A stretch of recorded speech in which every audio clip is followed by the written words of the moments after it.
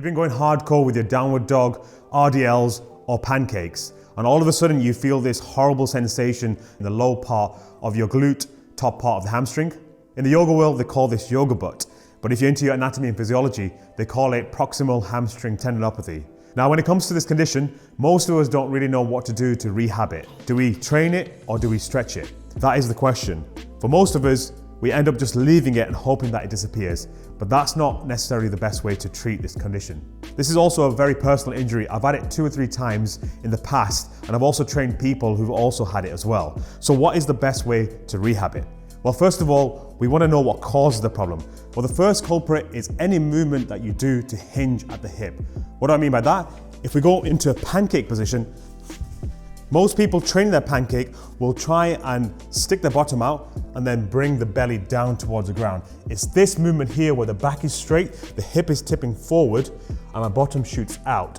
As I bring myself down towards the ground, I'm feeling a stretch in the lower part of the hamstrings, but because of how open my hips are, I still continue to go as low as possible. This is what creates a problem if you're someone that just stretches and does no strength training. Number 2 are RDLs and straight leg deadlifts. So we grab a bar and then we try and go into a Romanian deadlift. So I'm sticking my bottom out, I've got a slight bend of the knees, and it's this movement again, that hip hinging movement that puts a lot of stress in the upper part of the hamstring. You'll know straight away because you'll feel the stretch right across here, nothing in the low part of the hamstring. With this one, it tends to be excessive load too quickly. So if you're training your RDLs, you want to really take your time when it comes to loading the bar. Don't go too heavy too early. The third culprit is not training the lower hamstrings. So what do I mean by lower hamstrings? Well, if we go into a forward fold, as we bring our belly down towards the ground and keep the legs straight, you want to diagnose where you're feeling the most amount of tension. So for most of us, it's usually down here, the back of the knee and the low part of the hamstring. If the bulk of the low part of the hamstring is tight, then you're going to put a lot of stress in the more flexible areas of your hamstring. So usually, if you're training RDLs and any hip hinging movement, it's definitely the upper hamstring. How can I tell which part of the hamstring is tight?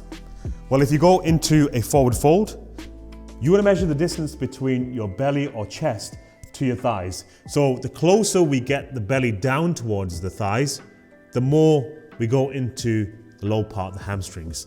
So I would say a reasonable amount of distance is your head almost touching your knees.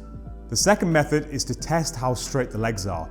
So when we go into that forward fold position, if you've got tight lower hamstrings, you'll really struggle to lock your knees out and engage the quads. Whereas someone that's got more open hamstrings will have fully straight legs and they'll be able to get the head a lot closer to their knees. So what is the best way to rehab the tendinopathy? Well, I recommend you switch out your RDLs or any exercises that cause you to hinge to exercises that allow you to round the back. This will put more emphasis in the lower part of the hamstring, both stretching the lower part of the hamstring and also strengthening it. So the best exercise I suggest you do is a Jefferson curl. Now there's 2 ways of doing this exercise. The first way is to do it with a lighter weight, which will allow us to focus more on stretching the lower hamstrings.